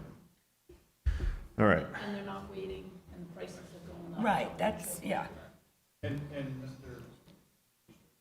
Yes, sir. And I hear what you've had this conversation with me about having your directors come to us when there's a deal there. I think if we do this, they need to know that this is the time frame. We're not going to do one-offs in between that time frame. And, sir, I recognize that. Again, I'm just following the law. Because the law says, and I'm reading it, casino gaming revenue can only be allocated and expended after the fiscal year in which the town receives the revenue, unless the town council, by a vote by a supermajority of the town council, determines in documents that an emergency exists and approves the immediate use of funds. Right, but that's the annual, that's why that annual meeting was there, because we didn't want to spend the $3 million that we're hopefully getting by the end of this year. Yes, sir. Now, because that's for next year. Yes, sir. And any carryover that there might be. And this is what this But it is. doesn't preclude us Right. from, because we still have $1.2 million not touched for this year, I believe, right? Ish. Ish. it's in there, it's 1.2 and change. Yeah. So we still have that. We're not looking 100%. at the 3, we're looking at the 1.2. Correct, correct. The purpose of the delay was to make sure that we're not spending money we don't have, Yep. because we ran into trouble at COVID because the payments stopped. And we were concerned, so we were only spending money that we have in the bank, not counting on next year's appropriation. Mr. Gilfillan. I would offer the expenditures portion of this discussion aside. I'll offer that the administrator does a great job communicating with, at least in my case, commission chairs and department heads about what our needs are. But my thought would be, even if you decided to go with having quarterly meetings to be able to update you on what those needs are, that could be a slightly different avenue than deciding whether or not you ultimately want to go down the road of spending it. So I think one of the challenges with this is, to your point, when we end up putting, as a commission, putting forward the requests, you get bombarded with everything that we're looking for in one shot. And being able to at least inform you about the things that we're looking at ahead of time. Like with the playground here, one of the pain points is we absolutely want to have the construction of it done, at least at Pocasset, before school opens in the fall, right? So that's the time crunch relative to this. Other projects won't have the same limitations on it. So just being able to kind of keep you informed. Okay. So can we delay this until the April meeting and we'll make a casino? It's gonna have to be, because we have to vote on a resolution in order to expend those dollars and reallocate the dollars that were put aside. So effectively, if we're gonna have a vote, we're voting to award the contract, and then the solicitor will prepare the resolution for the next council meeting, which is on the first meeting in April, for us to ratify the expenditures. Will Councilor that be Perry. a casino meeting? This all ties into, what we really need is a 5-year plan. Correct. So we know what we're doing in the next 5 years. And Don't I even get know credit, that Owen. we look into the future, or try to look into the future. 175. And see what we're gonna need. And then we can put this all together and kind of chip away at things that we're gonna be purchasing in the next year or 2 or 3 or whatever it may be. So I think what we gotta do, is to start off with, is look at a 5-year plan and what we really need. So, All right, so I'd like to entertain a motion to award the contract for the playground renovations at Pocasset Field and Hooper Park as per the administrator's recommendation to Compan in an amount not to exceed $175,000, and direct the solicitor to prepare requisite resolutions to expend those funds. So moved. Motion's been made and seconded. Any further discussion? Hearing none, all in favor? Thank you. Thank you. All right, back to our regularly scheduled program. DPW Director Sylvia, who is not present. This is the discussion and possible vote to approve Resolution 2026-0005 appropriating $233,000, $33 and $100 from the casino revenue accounts, Fund 650 to purchase Cat 930 loader. This is a carryover resolution from the prior meeting. Do we have a motion? Motion to approve. Motion been made and seconded. Any further discussion? I will note Councilor Burke's objection to this. All those in favor? Councilor Burke is opposed. Councilor DiMederos is absent. Per the request of the administrator, we are going to table item B, Director Sylvia, discussion and possible vote to approve the purchase of a 2024 Mack MD dump truck from the Casino Revenue Fund 650. This will be taken up at the next meeting. Now we have Director Sylvia, who is again not present. Discussion and possible vote to approve drain layers / excavators license to Robert Guidaboni of Danella Line Service. I would recommend to the council that I have no objection. I spoke with the director, and I know initially we were going to put this on consent, but under the advice of the solicitor, we put it under general business in case the council had any questions. My recommendation to the council is to vote to approve. Okay, do we have any? Motion been made. Do I have a second? Second by Councilor Perry. Any further discussion? Councilor Comito. So is this the only vendor that we are gonna use for those types of projects, or? Just a license, he's still. Just a license, so he needed to be licensed by local ordinance, that's all. Okay. Yeah, he's working. I think he's working for Verizon. No, because I was texting a friend of mine who used to be I used to be in the legislature with. I believe that we got rid of the local licenses for drain layers.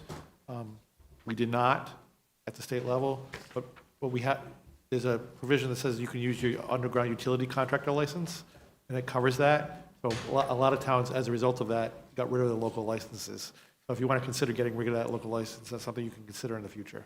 But we still have it on the books. I love it. It was trying to get not have that extra burden on the local people. I don't know if there's a cost to this license. I think it's minimal, but. All right. So, any further discussion? Hearing none. All those in favor? None opposed. Okay. Next item on the agenda is Councilor Perry and Paul. Discussion and possible vote to replace the island triangle at the corner of Bulgarmarsh and North Brayton Roads in an amount not to exceed $2,500. Councilor Perry or Paul, and who would like to speak? I'll start off. This is something that Councilor Paul and I have been kicking around for about 9 months, and we finally got to put it on the agenda. It's the triangle on the corner of Bulgarmarsh and Brayton Road. It's the ones that the senior class decorates every year. And what we're looking to do is just give it a little upgrade. And I'll let Dave, Councilor Paul, talk about the contractor who's willing to do it for us. So we have a contractor that stepped up, that's willing to do the labor. He actually, I touched base with him earlier today. He said it would be a weekend project for him. Essentially, he's willing to do all the labor for free. He would just ask the town to supply the blocks. The other goal here would be to replace what's there with essentially a 10 by 10 by 10 triangle. New signage for the top of the triangle. I'm hoping to get the shop class involved as far as the new signage goes. But otherwise, he's willing to do the work. My goal here, besides the approval of the 25, would be to pass this off to the planner and the public works director and let them handle it from there. So essentially, the 25, that is a high estimate on what the block would cost. So otherwise, it's fill material and then top material for flowers and stuff. I'm going to ask Councilor DiMederos this question for her. Where are we pulling the dollars from, Mr. Administrator? Municipal counties. Okay. So it's still gonna be a triangle, or is it gonna go 10 by 10? You said 10 by 10 by 10. Triangle, 10 by 10 by 10 triangle. So if you picture it now with the double yellows, if you picture it now with the double yellow lines that are there, it's off center and from the double yellows. The 10 by 10 would put it 2 feet in from the double yellow and keep it pretty much square to that intersection, and it's still set back. I've spoken with the planner, the DPW director, and Mr. Andrade. They're all going to be, as if the council votes to approve this, I'm going to pass it on to them so they can work with the contractor and have a plan so it meets any sort of highway safety issues, road issues before anything is done. JDQ. Okay. Trappers? Trapezoid. Oh, jeez. I was going to go octagon personally, but I got outvoted. 8 sides is better than 3. Any further discussion from the council? If not, do we have a motion? I'll make a motion to approve. I'll second it. All right, motion's been made and seconded. The dollars will come from 640. Any further discussion? Hearing none. All those in favor? Okay, next item on the agenda, Councilor Perry and Paul. Again, you guys are working in tandem. Discussion and possible vote to reinstate the collection of bulk waste at the recycling center. Gentlemen. This is another one that we've been working on for a while. It's, I've had a couple of people that walk by my house and, they say, where can I get rid of a couch, or where can I get rid of a chair? And not knowing to myself that we don't take that anymore at the, up at the little small recycling center that we have now. So I spoke to Councilor Paul, and we actually took a ride up there the other day, Monday morning, I think it was. And we spoke to the gentleman that was up there, and we looked around, and there's room up there for a dumpster, that we could fit a dumpster up there and take recycling, and probably make a little bit of money on it. So again, I'll let Dave talk about it, because he's been involved with it also. So I did broach the topic with the administrator. He has, I believe, briefly discussed it with the director. There is a question of whether or not the DEM permit would allow for a bulk waste dumpster at that site. I made it clear that this is couches, love seats, chairs, not household trash, not construction debris, not any type of chemical waste. As it is right now, you can take a couch to the side of Bulgarmarsh, dump it, Public Works picks it up for free. It's brings it to Eagleville, the- really. Brings it to the DPW yard, and we pay to dispose of it. I think that by trying to get this system reinstated, from what I also understand, we have never, ever lost a penny on a bulk waste dumpster. So at the very least, there is a small net gain to the town, but more or less, we're providing that service that we used to provide and allowing people to get rid of this stuff. It's a topic, like Councilor Perry said, I get calls, I get texts, and I don't know what to tell people. I did joke with the gentleman one day to throw it on the side of Eagleville, and he actually asked me where, and I was like, no, please, do not throw it on Eagleville. So, and he understood, but, so I believe, honestly, that the next step here would be to wait to see if we do have DEM permission, because I don't want to jump the gun on it.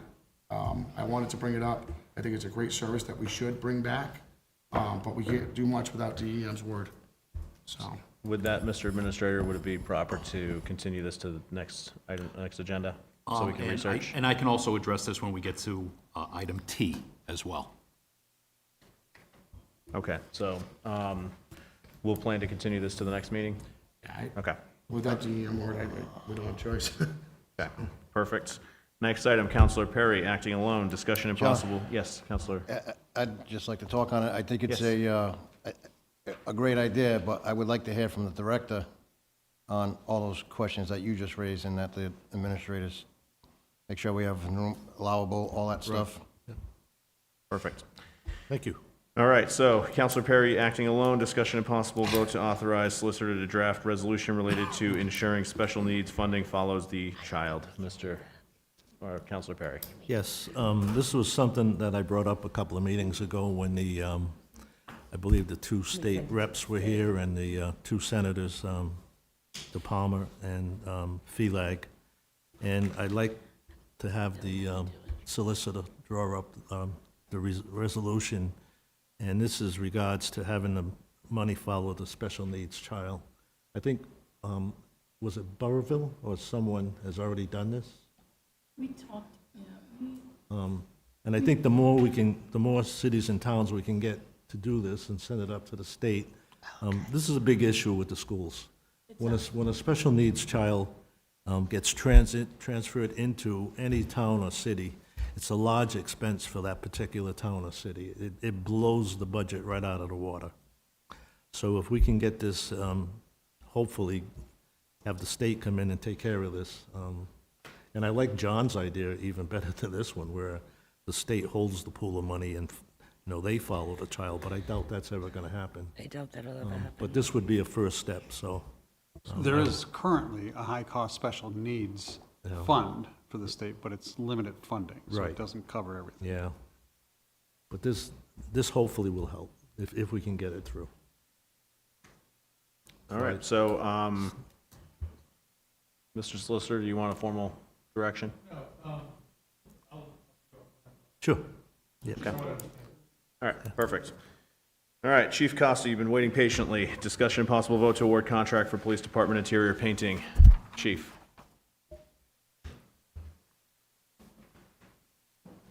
My apologies, I should have taken you out of order, but, I agree. we had to get back on the rails at some point. I have two. You want to talk about painting first, sir? Is that the one? Yes, sir. So this goes back to a capital request that we put in, and we sent out an RFP as requested by the administrator, and we have 6 bids that came in, ranging from $21,875 to $155,400, which I think is a little bit much to paint the interior of the police station. But reviewing these and knowing that we have a local contractor who is here, who has done work for the town and is currently working for the town with Majestic at $22,250 for the painting project, I think that was a reasonable request, and knowing that they already have done work for the town. All right, any questions from the council? Councilor Comito, go for it. So, I understand your request to go with Majestic. I'm just not 100% satisfied with the work they've been doing at the town hall, and I just can't support it. Any other questions from the council or comments? Hearing With that, I'll make a motion Councilor Paul, by all to means. approve or award the bid for the police department interior painting to Majestic Roofing at the chief of police request for the amount of $22,250. Do I have a second?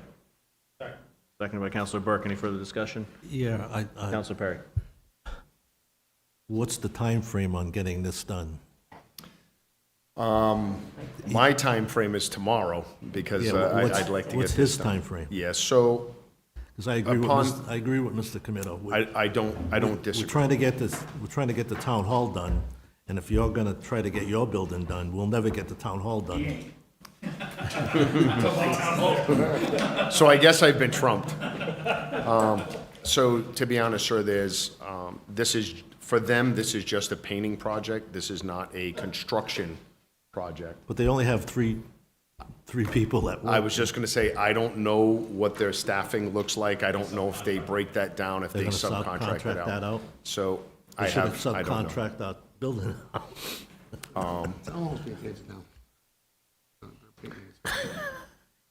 I just want one point of clarification. This is dollars from a previous casino allocation, correct? Yes, Okay, so thank this you. was asked for, I put a request. I know you got like 200 some thousand dollars left there. That hasn't been spent yet. so.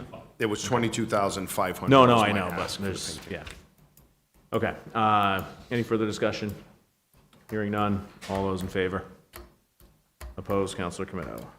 And Council Perry. Oh, and Councilor Perry, sorry. I can't support them. Okay, next item, Chief Costa, discussion and possible vote to award contract for police department flooring installation. Chief. So again, this was part of a capital request. We sent out the RFP, same process as the administrator requested, and we have 4 current bids. I know that, I looked at a couple of these. I think one of them is very high. I think the others one is, I think, very low in comparison for what we're asking. So going with the 2 that I looked at with Regal Flooring and OPD Development, I've done a little research on OPD.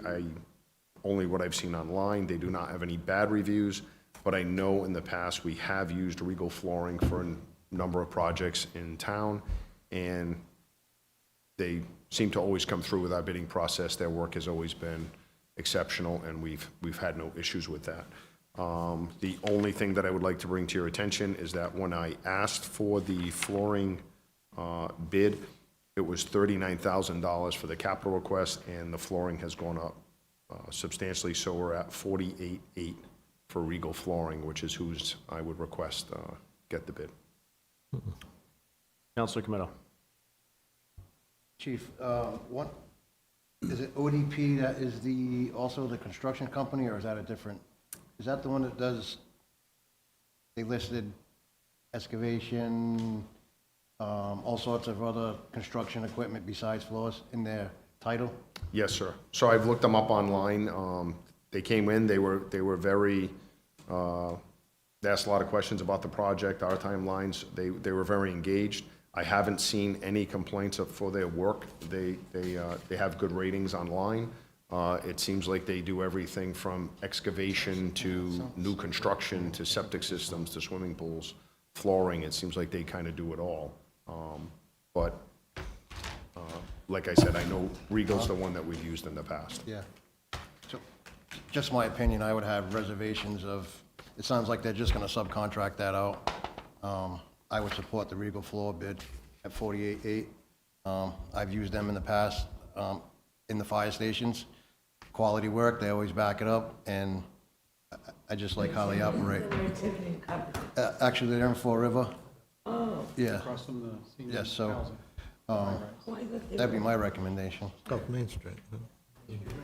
They're on South Main Street, right? Yes. Oh, all right. The original approval was for, The original approval for the capital request was for $39,000.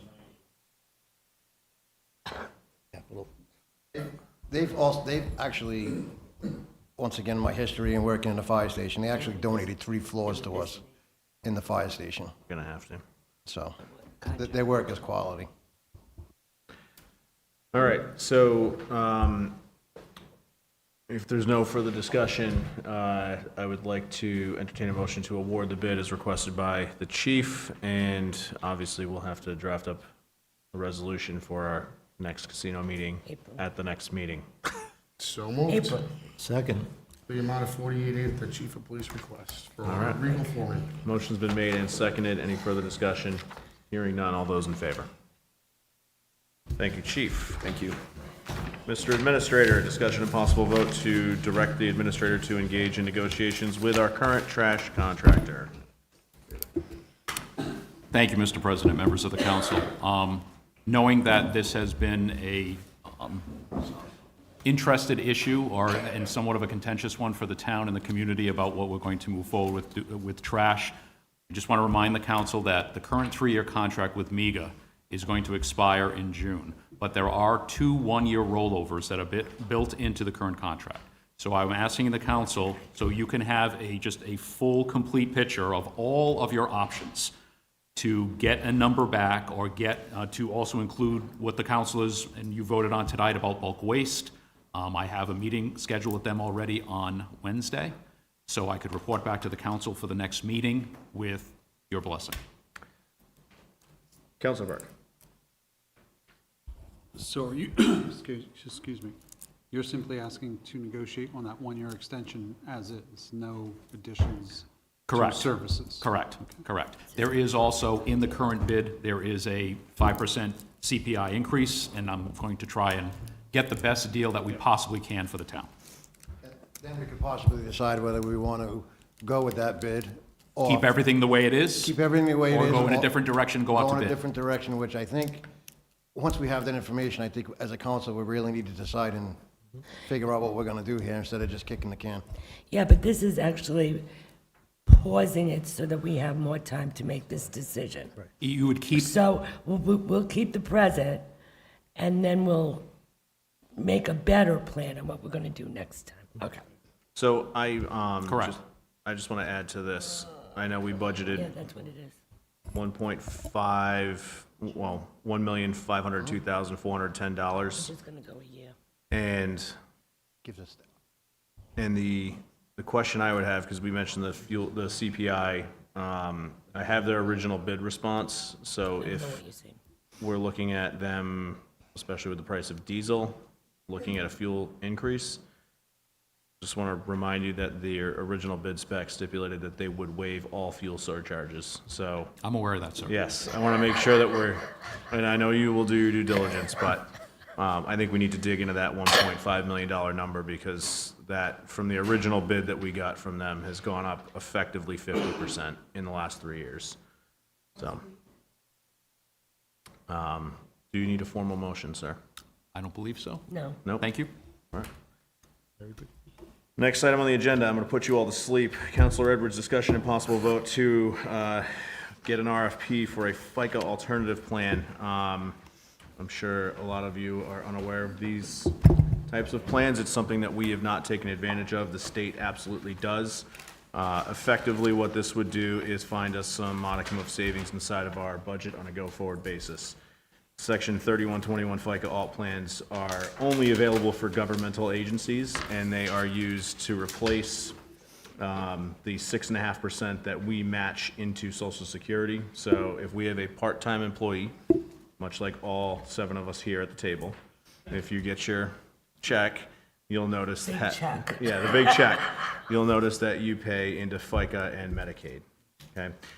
With a FICA alt plan, the employee's contribution still continues, that 6.5% that goes into Social Security. Again, this is only for part-timers, but the municipality no longer has to match those dollars into Social Security, and the 6.5% that you contribute as the employee goes into an individual account. The sole purpose for doing this is to save the 6.5% that we on the municipal side are matching for part-time employees, whether it's lifeguards at the beach, whether it's the community police officers, whether it's the 7 of us here on the council. No, I'm just. You're probably looking at $20,000 or maybe $30,000 in savings. Councilor Burke. So I thought I understood it until something you just said. So take me as that part-time employee. Yes. If we went to this, town's not putting anything in, but my contribution is still going into social, or it's a separate account from It is, social? yes, it's an individual account. We would have to select a vendor to be the administrator of the plan. Okay. There are federal requirements that the sole investment option that your dollars go into is a fixed interest vehicle. So whether that's money market or a stable value or a guaranteed interest contract, the benefit to you as the part-time employee, because there is typically high turnover in the part-time employee space. Let's say you're here for 2 years and, then you decide you're not going to run for council again. The dollars that you contributed into that FICA alt account, you can then roll those into your IRA or a 401k or whatever. So I guess I'm trying to understand how I, as the part-time employee, how this is advantageous to me, because I started working when I was 12 years old. So I started paying into Social Security at 12. And except for a few short periods of unemployment, I've paid into that, and so I had all that credit. If for this, maybe I work for the town for 2 years, at a part-time rate, it might get, I don't know, $2,000 in there, if that, but it's stuck there. I could roll it over into some other plan, but if I am still a low-wage employee, how is that helping me? So Later on, somewhere Yeah, so else. later on, the idea is that if you separate from service, you would roll those dollars into an individual retirement account and then invest those dollars in the market so they actually keep pace with inflation.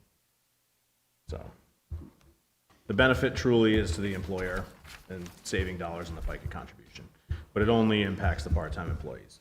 And I would think for the scope of this, we would want to include also the library, because they're a separate entity, although still into the town, and then cross over and have the schools join with us on this as well.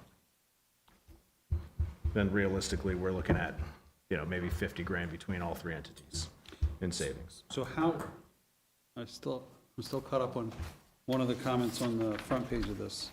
Unique retirement benefit attracts talent. I think that's just marketing hubbub. Okay. And Because I think it would be opposite that. Yeah. And unique. And We truth- issue one. And truthfully, what I would tell you is there's not many vendors that do this anymore. So Security Benefit, I had reached out to them. They have these plans. They refuse to take on new ones because it just results in a lot of really small balance accounts, and they don't charge any fees on those accounts. So It's really, we're looking at like a handful of insurance carriers like National Life Group or US Bancorp.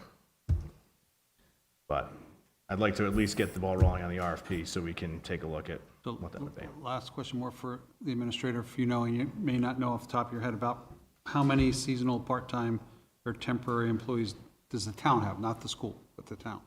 A handful, sir. Maybe less than a dozen, I would say. Well, counting us too. Well, counting we you, are. then But make does it. it, does it include, like, I don't if you've know. got part-time clerks or part-time, You don't have any. you I don't would, have any? yeah, we don't really have any I think we have maybe one or two part-time employees to include the zoning official, the mechanic at DPW, and then the seasonal folks. It's a handful. It was about 35. Oh, well, I stand The library corrected. has That's a about, big hand. well, Yeah, that's a lot of hands. Yeah. recreation, Okay, Yep. we have the judges, okay. sergeant, Council. 7 the counselors, council, criminally the underpaid. council, board of canvas, the judges, the sergeant, harbor master, assistant harbor master, DPW, senior center bus driver, all of the beaches, recreation, and the community events coordinator. So last There you year we go. had quite a few. The library has about a dozen, and some of them are on call. So, like you said, really small amounts. And I understand that this is all or nothing. Correct. So that presents a problem with the really small accounts or people, the revolving door of people. Which is And- exactly why we would want to farm this out to somebody who can handle Right. all the administration. What do you do with people who, like the judges, who've been here forever and they don't have a choice? If you're a part-time employee, you just don't have a choice. Yeah. So, Okay, I just wanted to understand. yeah, and honestly, I would say And we it's also want to reach out. 7.5%. Yes, but They have to put in. Out of that 7.5%, it's a total of 15%. It's the town saving the 6.5 that goes Right, into, the or employee- 6.89% that goes into Social Security. We're still on the hook for they're still on the hook for the Medicare. This says that they have to do 7.5% plus Yeah. Medicare. Yep.